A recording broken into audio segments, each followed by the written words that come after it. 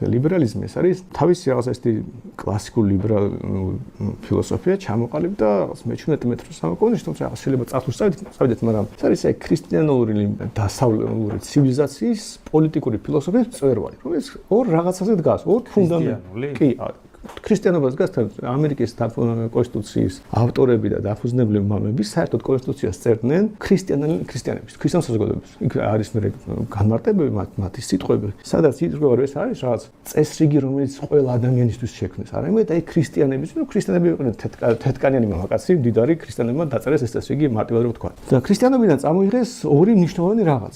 რადგან მე დაშენდა ყველა დანარჩენი, რადგან მთელი ლიბერალიზმი დგას. პირველი ეს არის ინდივიდუალიზმი, რომ ადამიანი თვითონ არის პასუხისმგებელი საკუთარ ქცევაზე, ღმერთთან, აქედან წამოვიდა, ასე განვითარდა დასავლეთ საზოგადოებაში და ეს ინდივიდუალისტური ხედვა, რომელიც ზოგადად ძალიან სპეციფიკურია დასავლეთ ცივილიზაციისთვის, ნაკლებად აღმოსავლეთში საზოგადოებისთვის და მეორე კერძო საკუთრების, რომელიც გამომდინარეობს საკუთარ სხეულზე საკუთრების იდეით, იმიტომ რომ შენ თუ არ გაქვს, შენ თუ თავისუფალი ნება გაქვს, თავისუფალი ნების არსი იმაში მდგომარეობს, რომ უფლება გაქვს შენი სხეული განკარგო, იმიტომ რომ ხან პისტოლეტი თუ დამემუქრება ვიღაც რამეს გააკეთო, ის არ იქნება ჩემი არჩევანი. მაგრამ ჩემი არჩევანი რო იყოს, რომ ამას მე პასუხი ვაგო ღმერთის წინაშე, ამიტომ ჩემს სხეულს უნდა ვფლობდე. მე ვარ პასუხისმგებელი, რას გააკეთებს ჩემი სხეული.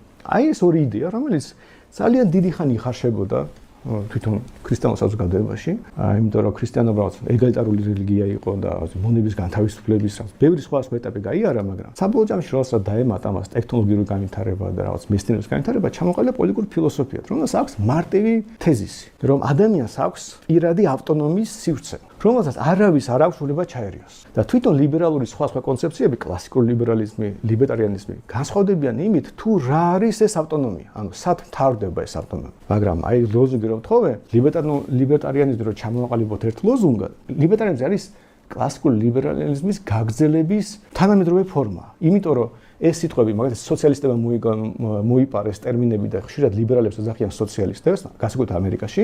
ამიტომ ყველა კლასიკური ლიბერალი დაახლოებით მე-20 საუკუნის მეორე ნახევრიდან საკუთარ თავს ლიბერტარიანობას ეძახის. და აი ლიბერტარიანული კონცეფცია დგას მარტივ აი ეს ავტონომია სად მთავრდება. ეს ავტონომია მთავრდება იქ, სადაც იწყება სხვა ადამიანზე ძალადობა. ამიტომ ლიბერტარიანული ფილოსოფია არის ფილოსოფია, რომელიც სხვადასხვა გზით ხსნის იმას, რომ ყველაზე გამართლებული მორალურად საზოგადოება არის საზოგადოება, სადაც ადამიანს აქვს ყველაფრის კეთების უფლება გარდა სხვა ადამიანზე ძალადობის.